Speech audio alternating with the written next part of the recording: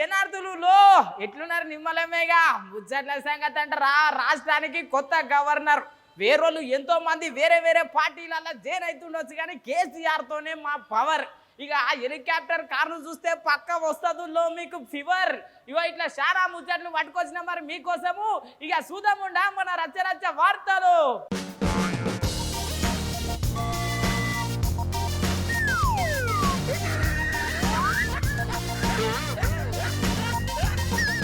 ఓ అక్కలు మొత్తం మీద ఇంటి మీద ఆరబెట్టిన ఒడియాలు గిడియాలు ఏమన్నా ఉంటే అన్ని తీసుకొని మంచిగా దాపెట్టుకోండి. ఇప్పుడు చెడుగు పొడుగు వానలు పడతాయంట మళ్ళా రైతులైతే పాపం మస్తు నష్టపోతున్నారు.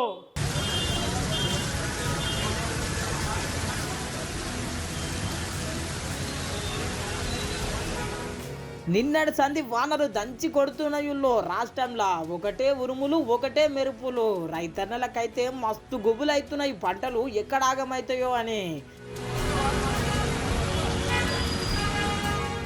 నిన్నటి వానలకైతే చాలా మంది రైతుల పంటలు ఆగమైపోయినాయుల్లో హరీష్ రావు సైతం గుట్ట మొత్తం మీద ఆదుకోవాలని చెప్పి గీ తీర పోస్టు పెట్టిండు. చూసిరు కదా సారు పోస్టు సార్ ఒక్కడే కాదు కరీంనగర్ ఎంపీ అభ్యర్థి వినోద్ సార్ కూడా గీ తీర్లు ఆదుకోవాలని చెప్పి అందరినీ అరుచుకున్నాడు. నిన్నటిదాకా నీళ్లు లేక రైతులు బాధపడ్డారు, కొంత ఎండిపోయింది, ఉన్నదన్న చేతికి వచ్చేటువంటి పంట పొట్టబెట్టి అది ఈనిన తర్వాత మరి నిన్న పడ్డటువంటి అకాల వర్షాలు దురదృష్టవశాత్తు దేవుడు కూడా ఇప్పుడు మరి కనకరించలేదు. మరి ఈ రైతాంగానికి చాలా చాలా నష్టం జరిగింది. నేను ఇక్కడ ఉన్నటువంటి వ్యవసాయ అధికారులను డిమాండ్ చేస్తున్నాను, మీరు ప్రతి ఎకరాన్ని సర్వే చేయాలి, రాష్ట్ర ప్రభుత్వానికి నివేదికలు పంపాలి. నేను రాజన్న సిరిసిల్ల జిల్లా కలెక్టర్ గారితో మాట్లాడతాను, రాష్ట్ర ప్రభుత్వానికి నివేదిక ఇవ్వాలి. వెంటనే రాష్ట్ర ప్రభుత్వం స్పందించి ప్రతి ఎకరానికి 15,000 నుండి 20,000 రూపాయల వరకు కంపెన్సేషన్ ఇవ్వాలని చెప్పి నేను డిమాండ్ చేస్తున్నాను. చూస్తున్నారు కదుల్లో మీ పంటలు కూడా జర భద్రం. ఇప్పుడు ఎన్నికల సమయం, ఏ ప్రభుత్వం ఆదుకోదు, ఆదుకుంటామని చెప్తారు కానీ అటెనక ఎటో పోతుందా ముచ్చట. ఇక మన పంటలను మనమే జాగ్రత్త కాపాడుకోవాలి. చెడుగు పొడుగు వానలకు చాలా తిప్పలైతుందో ఇంకా ముంగట.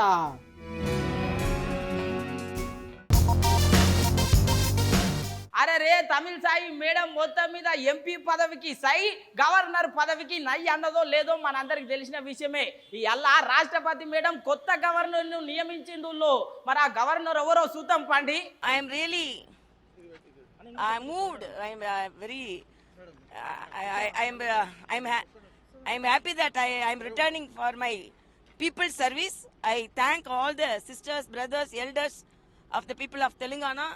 And I'm ever the sister of Telangana.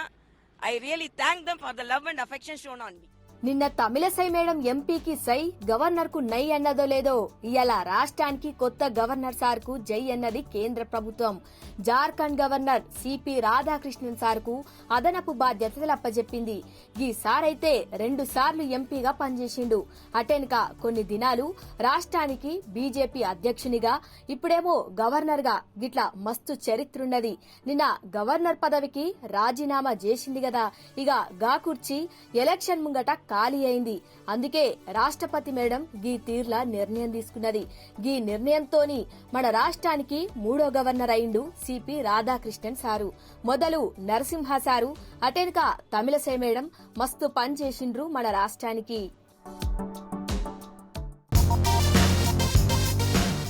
అరే ఈమెకు ఎంత కష్టం వచ్చే, ఈమె బాధ చూస్తే నవ్వాలనా ఏడవాలా ఏం అర్థం కాదు. ఒరిజినల్ పోలీస్ అని చెప్పి నకిలీ పోలీస్ మొత్తం ఊరంతా తిరుగుతా ఉన్నది. మరి ఎల్లకిలోకి వస్తే పోలీసులు పట్టుకున్నారు. మళ్ళా చూద్దాం పండి ఈ అమ్మ కథ.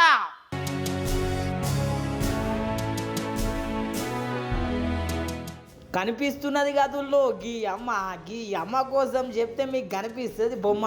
అవును మరి గంత చక్కటి కార్యం చేసింది. ఒరిజినల్ పోలీస్ అని చెప్పి అందరిని నమ్మించి నల్గొండ నడుమ నకిలీ పోలీస్ లెక్క తిరుగుతున్నది. ఆఖరికి వస్తే ఒరిజినల్ పోలీసులే షాక్ అయ్యారు. మళ్ళా ఒరిజినల్ పోలీస్ కంప్లైంట్ ఇస్తే ఈ కథ అంతా బయటపడ్డది.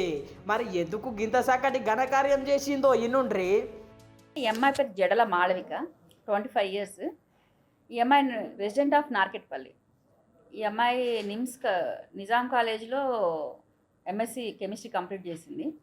2018లో కరోనా టైంలో ఈ అమ్మాయి ఆర్పిఎఫ్ సబ్ ఇన్స్పెక్టర్ పోస్ట్కి అప్లై చేసుకుంది. అయితే ఈ అమ్మాయికి స్క్వింట్ అయి ఉండటం వల్ల, మెల్లకన్ను ఉండటం వల్ల ఈ అమ్మాయిని మెడికల్లో తీసేశారు. బట్ ఊర్లో అప్పటికే ఈ అమ్మాయి చెప్పుకుంది అనమాట, నేను ఆర్పిఎఫ్ ఎస్ఐని అవుతున్నా అని చెప్పేసి. పేరెంట్స్ కూడా హ్యాండిక్యాప్డ్, ఇద్దరు, ఒక బ్రదర్ ఉన్నాడు, ఇంటర్ చదువుతున్నాడు. ఇక వాళ్ళందరూ కూడా మంచి హోప్లో ఉన్నారు, ఈ అమ్మాయి ఎస్ఐ అయిపోతుంది అని చెప్పేసి. ఇంకా వాళ్ళని ఇంకా బాధ పెట్టడం ఇష్టం లేక ఈ అమ్మాయి దాన్ని కంటిన్యూ చేసేసింది. సో తర్వాత మరి మీ ఆఫీస్కి ఎందుకు వెళ్ళట్లేదు, మరి సెలెక్ట్ అయ్యావు కదా అని పేరెంట్స్ అడిగితే ఎమ్మటి ఎల్వి నగర్లో ఒక యూనిఫామ్ కుట్టించుకుంది. రోజు ఈ ఆర్పిఎఫ్ వాళ్ళని చూస్తుంది, వీళ్ళ యూనిఫామ్ వీళ్ళు ఏంటని. సేమ్ అలానే ఒక యూనిఫామ్ కుట్టించుకొని ఒక ఐడి కార్డు కొత్తపేటలో రెడీ చేయించుకొని ఇక అప్పటి నుంచి నేను ఆర్పిఎఫ్ ఎస్ఐన్ అని చెప్పేసి పల్నాడు ఎక్స్ప్రెస్ కొన్ని ట్రైన్స్ ఉన్నాయి ఈ అమ్మాయి స్పెసిఫిక్గా, ఆ ట్రైన్లలో ఎక్కటం తిరగటం. అగోనట ఇన్నర్ గదుల్లో అందరూ పోలీసే అనుకుంటున్నారని చెప్పి అట్లనే ముందుకు నడిచింది. పెళ్లి సూపులకు గుట్ట ఇదే డ్రెస్ మీద పోయిందంటుల్లో. మరి పెళ్లి పిల్లగానోళ్ళు ఏం చేసిర్రో ఇనుండ్రి. ఎస్ఐన్ అని చెప్పేసి మ్యారేజ్ చేసుకుంటా అని కూడా వాళ్ళ చుట్టాల్లో సంబంధం చూశారు. వాళ్ళు కూడా మమ్మల్ని అడిగారు, ఈ అమ్మాయి ఎవరో ఆర్పిఎఫ్ ఎస్ఐ అంటే మీ దగ్గర చేస్తుందని. ఒక 10 days బ్యాక్ మా దగ్గర ఆర్పిఎఫ్ ఎస్ఐలు ఎవరు లేరని మేము మా కన్సర్న్ మా ఎస్ఐ గారు సాలకమ్మ గారు లోకల్ ఆర్పిఎఫ్ వాళ్ళు చెప్తే మా దగ్గర ఎవరు ఇక్కడ లేరు, నేను ఒక్కడనే ఎస్ఐ అని చెప్పారు. సో అప్పటి నుంచి మేము కొంచెం నిఘా పెట్టాము విత్ ఆర్పిఎఫ్ అండ్ జిఆర్పి. ఇందులో ఆర్పిఎఫ్ వాళ్ళు మెయిన్ రోల్ ఉంది, వాళ్ళే డెకాయ్ చేసి మన క్యాండిడేట్ కాదు మన డిపార్ట్మెంట్ అని తెలుసుకున్న తర్వాత the gave us complaint.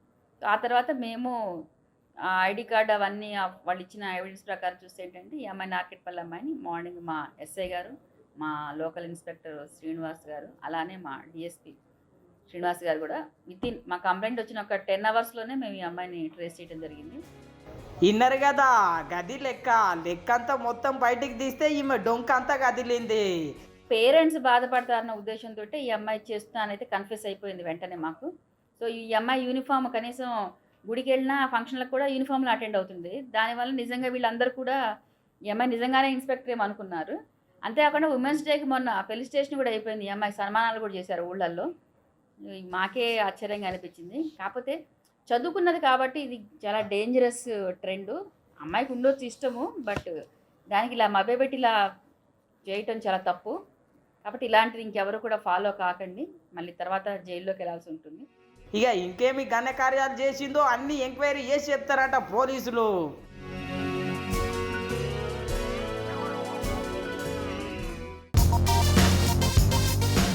KA పాలు సారు చిన్న బాధపడతలేడు. మరి ఏం కష్టం వచ్చిందో అనుకుంటున్నారులే, ఇక నాకు కూడా అట్లనే అనిపిస్తున్నది. ఏం కష్టం వచ్చిందో ఒకసారి అరుచుకొని వస్తాం పండి. అరే రే కేఏ పాలు సారుకు వచ్చిన కష్టం ఇంకొవ్వరికి రావద్దుల్లో. అగో గా సారుకు ఏం కష్టం వచ్చిందని పరిశాన్ అవుతున్నారులే. అయితే ఈ వీడియో చూడుండ్రి. మీడియా ఓనర్స్ గమనించండి, నేను శపించానంటే మీరు మీ కుటుంబాలు నాశనం అయిపోతాయి న్యాయం చేయకపోతే. పనికిమాలందరికీ లైవ్ కవరేజ్ ఇస్తారా, రిపోర్ట్ చేస్తారా, ఫ్రంట్ పేజీలో చూపిస్తారా? పేర్లు చెప్పను. దేవుడు మీ కుటుంబాన్ని సర్వనాశనం చేయకపోతే నా పేరు కేఏ పాల్ కాదు. చూసిరు కదా, మీడియాలో సార్ ముఖము పేపర్ల సారు పేరు వేస్తలేరంట. అందుకోసమే గింతగానో బాధపడుతున్నాడు. దేశం కొరకు వచ్చాను, రాష్ట్రం కొరకు వచ్చాను, ప్రజల కొరకు వచ్చాను. ఏ మీ కులంలో పుట్టలేదని నన్ను ఇలా చూస్తున్నాడు? ఆ ప్యాకేజ్ టార్గెట్ ఇస్తా డే అండ్ నైట్ ఇస్తారా? ఒక్క పని చేయని మోదీకి డే అండ్ నైట్ ఇస్తారా? అగగో ఇన్నర్ గదుల్లో నాకేం తక్కువ, దేశం కోసం కొట్లాడుతున్నా, రాష్ట్రం కోసం కొట్లాడుతున్నా అనుకొచ్చిండు. అటెన్క ఓటు బ్యాంకు లేని షర్మిలమ్మనే పెద్ద పెద్ద పేపర్లలో వేస్తున్నారు కానీ నాకేం తక్కువైందని చెప్పి ఓ గీ తీర్లు అరుచుకున్నాడు. మళ్ళా ఓటు బ్యాంకు లేని షర్మిలకి మీరు డే అండ్ నైట్ 3 సంవత్సరాలు తెలంగాణలో కవరేజ్, ఇప్పుడు ఆంధ్రాలో కవరేజ్ ఇస్తారా? ఇదా మీరు చేస్తుంది న్యాయం? చూసిరు కదా, సారు బాధ అంటే బాధ కాదు పో. ఇప్పటిదాకా గిట్లా గీ తీర్లా ఎవ్వరు బాధపడకుండొచ్చు టీవీలలో ముఖం చూపియనందుకు. మీడియా రిపోర్టర్స్ ప్రజలకు చెప్తాను, ఏ ఛానల్ వాచ్ చేయొద్దని. అంతేకాకుండా వానర్లు ఎవరు ఎలా సంపాదించారు డబ్బులు పిల్లేసి మీ ఎంట పడతా. ఇప్పుడు మెగా కృష్ణారెడ్డికి ఎలాగైతే పిల్లేసి నేను ఎంట పడుతున్నాను, ఎవరిని క్షమించను, దేవుడు క్షమించడు, నేను క్షమించను, ప్రజలు క్షమించను. ఇప్పుడైనా బుద్ధి తెచ్చుకొని న్యాయం చేయండి. కనీసం అందరికి ఇచ్చినట్టు మాకు కూడా కవరేజ్ ఇవ్వండి, లేదా దేవుని ఉగ్రతకు పాల్పడండి, చరిత్రహీనులు కండి. రేవంత్ రెడ్డి సారు గేట్లు ఓపెన్ చేసిండో లేదో మొత్తం మీద అయితే పెద్ద పంచాయితీ శురువైందుల్లో ఇన్ని దినాలు మా పార్టీలుండి ఆ పార్టీలకు ఎట్లా పోతాడు, ఆయన సభ్యత్వాన్ని మొత్తం రద్దు చేయాలని చెప్పి డిమాండ్ చేస్తున్నారు. మరి ఎవరు చేయనారు ఏం సంగతి ఓసారి చూసొద్దాం పండి.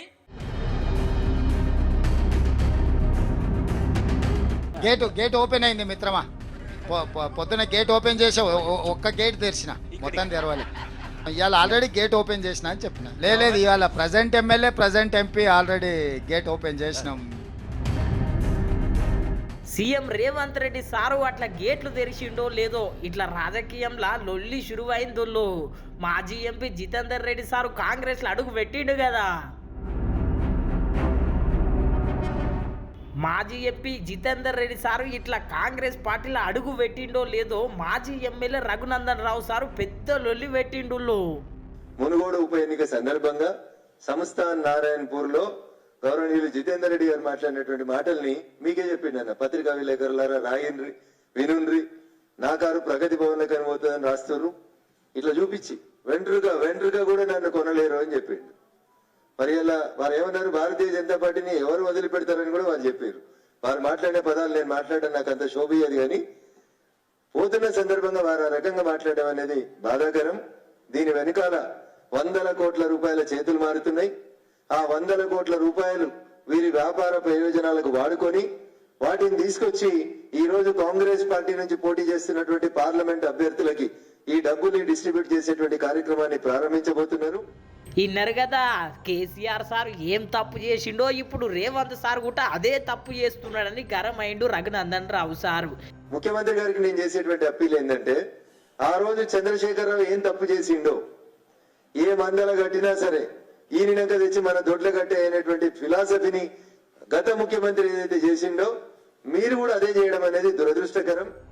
ఇక ఈ ముచ్చటి ఇట్లుంటే బీఆర్ఎస్ పార్టీ ఎమ్మెల్యేగా గెలిచి నువ్వు కాంగ్రెస్లోకి ఎట్లా పోతావు అని చెప్పి బీఆర్ఎస్ నాయకులు గట్టిగా స్కూరుల్లో దానం నాగేందర్ సార్ను. ఇలా దానం నాగేందర్ గారు నిన్న కండవా కప్పుకున్నారు కాబట్టి నిన్నటి నుండే ఆయన డిస్క్వాలిఫై చట్ట ప్రకారంగా. ఆయనకు జీతభత్యాలు ఇవన్నీ ఏం రావు.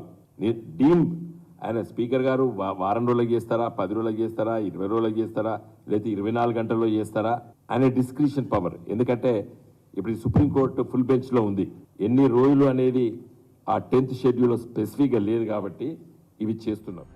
మాజీ ఎంపీ వినోద్ సారే కాదు, పాడి కౌశిక్ రెడ్డి సార్ కూడా పర్ఫెక్ట్గా అరుచుకున్నాడు. మళ్ళా ఇవాళ మా బీఆర్ఎస్ పార్టీలో గెలిచి ఇలా కాంగ్రెస్ పార్టీ కండువ కప్పుకొని చేరినందుకు ఖచ్చితంగా ఇవాళ దానం నాగేందర్ గారిని డిస్క్వాలిఫై చేయాలని ఇవాళ మేము బీఆర్ఎస్ పార్టీ పక్షాన మేము 4 శాసనసభ్యులము ఇవాళ పోయి ఇవాళ లక్ష్మారెడ్డి గారు, ముఠగోపాల్ గారు, కాలేరు వెంకటేశ్వర్ గారు మేమందరం పోయి ఇవాళ పిటిషన్ ఇవ్వడం జరిగింది.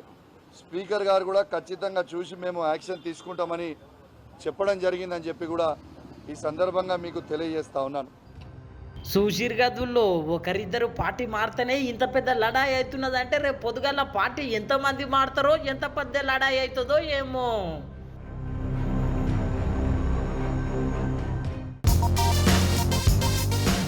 ఇక ఈ పొద్దు రేపు రొయ్యల దినాలలో ఎవరుంటారు చెప్పుండ్రి. గంతగానం డిమాండ్ ఉన్నది మళ్ళీ రొయ్యలకు. ఇక రాష్ట్రంలో రొయ్యలు 7 ఉన్నాయి. ఏం సంగతి, ఎంత డిమాండ్ ఉన్నది ఒకసారి అరుచుకొని వస్తాం పండి.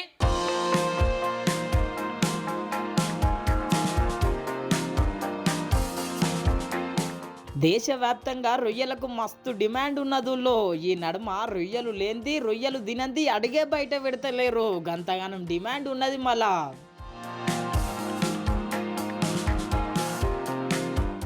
గీ అక్కరు చూడుండ్రి రొయ్యలు ఎట్లా సాఫ్ చేస్తున్నారో ముద్దుగా.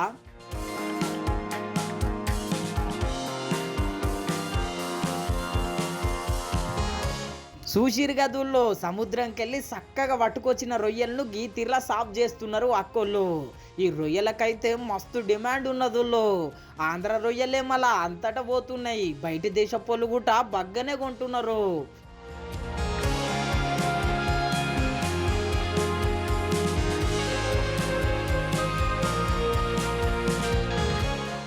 10 సంవత్సరాల సంధి మస్తు డిమాండ్ ఉన్నదుల్లో రొయ్యలకు మస్తు రేటు వలుకుతున్నాయి. మళ్ళా ఇట్లా డిమాండ్ ఉన్నదో లేదో అక్కోళ్ళకి ఇట్లా మంచిగా పని దొరుకుతున్నది.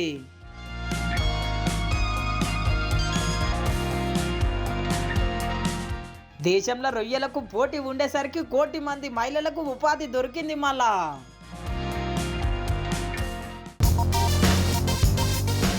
ఎవడా మేము వేరే పార్టీలో జాయిన్ అవుతామని చెప్పి ఇక సోషల్ మీడియా ఉన్నదని చెప్పి ఇష్టం వచ్చినట్టు ప్రచారం చేస్తారు. మీ సంగతి చూస్తామంటున్నారు ఈ 2 లీడర్లు. మరి ఆ 2 లీడర్లు ఎవరో ఒకసారి చూద్దాం పండి.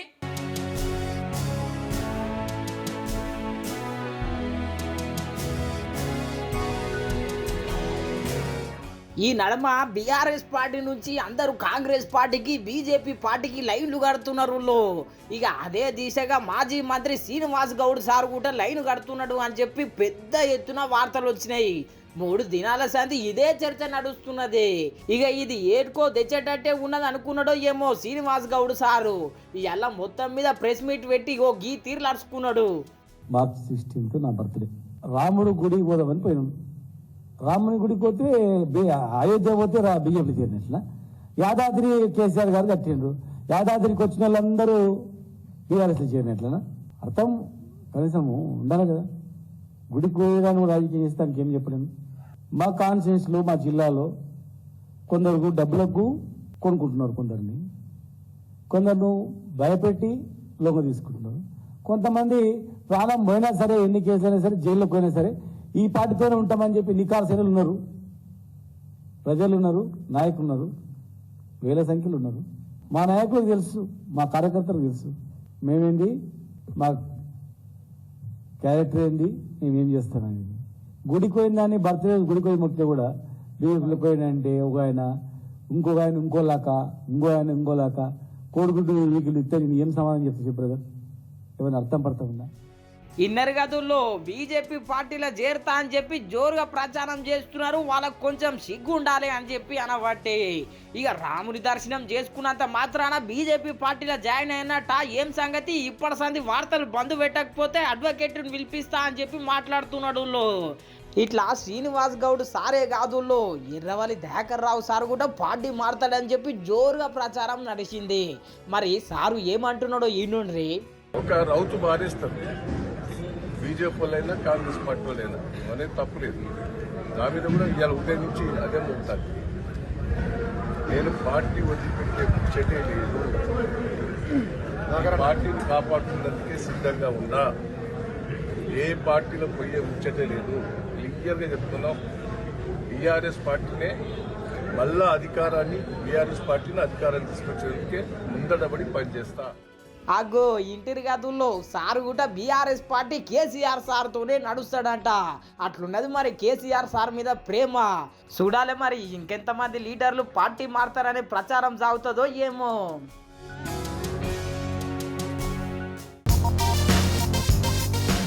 అరే రే, ఇసొంటి ఆలోచన నాకెందుకు రాకపోయి అనుకుంటారు ఈ ముచ్చట చూస్తే. గంత సక్కటి ఆలోచన చేసిర్రు, కాకపోతే మరి పోలీస్ స్టేషన్లో పెట్టిర్రు. అగ్గో చూస్తున్నారు గదుల్లో, ఇది కారా లేకపోతే హెలికాప్టరా? చూస్తుంటే సగం కార్ లెక్క ఉన్నది, సగం హెలికాప్టర్ లెక్కనే ఉన్నది. ఇంతకీ హెలికాప్టర్ కారు పోలీస్ స్టేషన్లో ఎందుకు ఉన్నదని పరిశాన్ అవుతున్నారులే. పరిశాన్ కాకుండ్రి, అసలు ముచ్చట చెప్తా ఇనుండ్రి. ఉత్తరప్రదేశ్ రాష్ట్రంలో 2 అన్నదమ్ములు ఇవ్రంతోని గిట్ల హెలికాప్టర్ కారును తయారు చేసిర్రు. బాగానే తిప్పలు పడి తయారు చేసినాక కలర్ వేపియనికే కదిలిండ్రు. ఇంకేమున్నా చెప్పుండ్రి, ట్రాఫిక్ పోలీసుల కండ్లలో పడ్డది. చక్కగా పట్టుకొచ్చి స్టేషన్లో వేసిర్రు ఈ హెలికాప్టర్ కారును.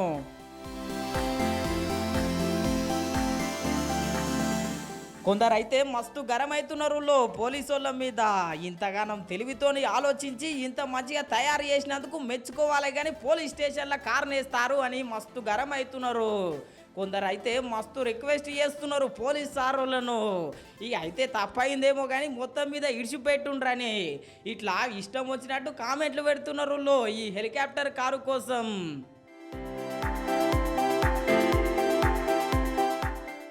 ఇప్పుడు ఈ వీడియో అయితే గాలి మోటారు గాలి తిరిగినట్టే సోషల్ మీడియాలో మస్తు తిరుగుతున్నది.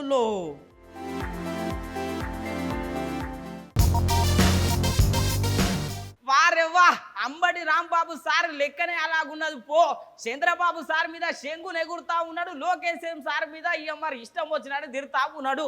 ఇవాళ ప్రెస్ మీట్ పెట్టిండి, ఏం మాట్లాడింది, ఏం సంగతి పో సార్ చూద్దాం పండి. సీఎం జగన్నాథ్ సారు సొంత మనిషి వైఎస్ఆర్సీపీ సీనియర్ ర్యాంకులు అంబటి రాంబాబు సారు ఇలా ప్రెస్ మీట్ పెట్టిండు. మరి ఏం మాట్లాడిండో ఎన్నుండ్రి. అంటే టైము అశోక్ 5 minutes మనం లేచి ఉంచున్నాం కదా, కాళ్ళు ఎప్పుడు పడుతుంది, ముసలి మమ్మల్ని ఎందుకు ఇబ్బంది పెడతారు. అరే మీరు ముసలోళ్ళు ఎక్కడ సారు, మీ డాన్సు మీ కథ మీ లెక్కనే వేరు. ఇక ప్రెస్ మీట్ పెట్టిరు కానీ ఇక Chandrababu sir Pavan Kalyan sir Modi sir కలిసిర్రు. ఆ మీటింగ్ కోసం ఏం మాట్లాడుతున్నాడో ఎన్నుండ్రి. మా ఇద్దరం వల్ల కాదు, కేంద్రంలో ఉన్నటువంటి భారతీయ జనతా పార్టీతో కూడా పొత్తు పెట్టుకున్నామని చెప్పి వెళ్ళి వాళ్ళ కాళ్ళు పట్టుకున్నారే అని ఇదే చుట్టూ అందకపోతే కాళ్ళు చెప్పారుగా. ఒకప్పుడు టెర్రరిస్ట్ అని చెప్పినటువంటి ప్రధానమంత్రి టెర్రరిస్ట్ అని చెప్పినటువంటి చంద్రబాబు నాయుడు గారు వెళ్ళి అమిత్ షా ఇంటి ముందు పడిగాపులు కాసి కాళ్ళు పట్టుకొని మళ్ళీ వచ్చి పొత్తు పెట్టుకున్నారు. మళ్ళా చిలుకూరుపేటలో ఒక అద్భుతమైన బహిరంగ సభ జరుగుతుంది, మాకు హైప్ పెరిగిపోతుందని పెద్ద హంగామా చేశారు. చిలుకూరుపేటలో ఏదది ప్రజాగలం, అప్పుడేమో యువగలం, ఇప్పుడు ప్రజాగలం అని పెట్టారు. చిలుకూరుపేట బహిరంగ సభ ఏ సందేశాన్ని ఇచ్చిందని మనం చేస్తున్నాం. టోటల్ వీక్నెస్ ని మీరు ముగ్గురు కలిసి పోటీ చేసినా మీకు బలం లేదు, జగన్మోహన్ రెడ్డి గారిని ఓడించలేరు అనేటటువంటి స్పష్టమైనటువంటి సందేశాన్ని రాష్ట్ర ప్రజానీకానికి ఇచ్చినటువంటి సభ మీ ప్రజాగలం. ప్రధానమంత్రి వచ్చి మాట్లాడినటువంటి ఆ సభ తర్వాత కూడా మీకు హైప్ రాలేదు. ఆగనట ఈ నెరగదుల్లో ముగ్గురు కలిసి వచ్చిన జగన్ను ఏం చేయలేరంట, పక్క జగన్దే గెలుపు అంట. అటెన్క లోకేష్ సార్ని గీ తీర్లు అరుచుకున్నాడు. మళ్ళా after this election you will exit from the politics. మీ అబ్బాయి కూడా ఎగ్జిట్. మీ అబ్బాయికి అసలు క్వాలిఫికేషనే లేదు, పాలిటిక్స్ లోకి రావడానికి ఇంతవరకు క్వాలిఫై కాలేదు, ఎక్కడ గెలవలేదు, మినిమం క్వాలిఫికేషన్ లేదు. ఇంటర్మీడియట్ కావాలంటే 10th క్లాస్ పాస్ అవ్వాలిగా, ఎంబీబీఎస్ చేయాలంటే ఇంటర్మీడియట్ బైపీసీ పాస్ అవ్వాలిగా, అయ్యేది క్వాలిఫికేషన్ లేవు. ఒకసారి మంత్రి అయ్యాడు, ఇంతవరకు క్వాలిఫికేషన్ సంపాదించలేదు. So after this election Nara Chandrababu Naidu garu will exit from the politics. వారితో పాటు వారి కుమారుడు కూడా శ్రీమద్ రమారమణ గోవిందే అని ఈ సందర్భంగా చెప్పదలుచుకున్నాను. ఈ నెరగదుల్లో ఎలక్షన్ల తర్వాత వీళ్ళు వెళ్ళిపోవాల్సిందే అంటున్నాడు చంద్రబాబు సార్ను, లోకేష్ సార్ను. చూడాలి మరి ప్రజలు ఎట్లా తీర్పిస్తారో, ఆంధ్రప్రదేశ్కి వెళ్ళి ఎవరు వెళ్ళిపోతారో ఏమో.